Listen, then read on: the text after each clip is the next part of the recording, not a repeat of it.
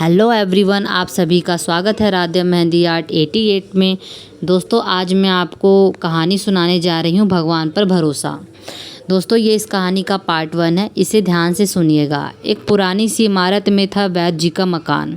पिछले हिस्से में रहते थे और अगले हिस्से में दवा खाना खोला रखा था।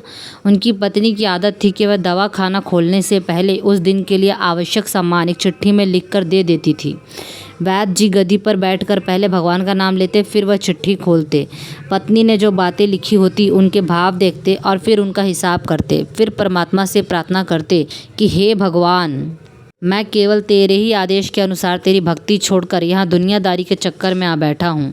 वैद्य जी कभी अपने मुंह से किसी रोगी से फीस नहीं मांगते थे। कोई देता था, कोई नहीं देता था, किंतु एक बात निश्चित थी कि जो ही उस दिन के आवश्यक सामान खरीदने योग्य पैसे पूरे हो जाते थे, उसके बाद वह किसी से भी दवा के पैसे नहीं लेते थे, चाहे रोगी कितना ही धनवान क्यों ना हो।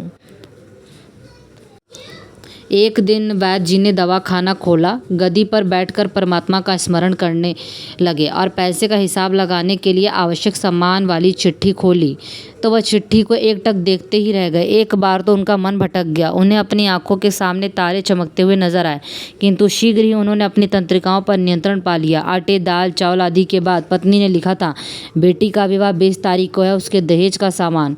कुछ देर सोचते रहे, फिर बाकी चीज़ों की कीमत लिखने के बाद दहेज के सामने लिखा, यह काम परमात्मा का है, परमात्मा जाने।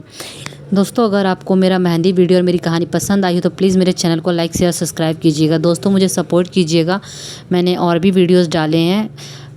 Thank you.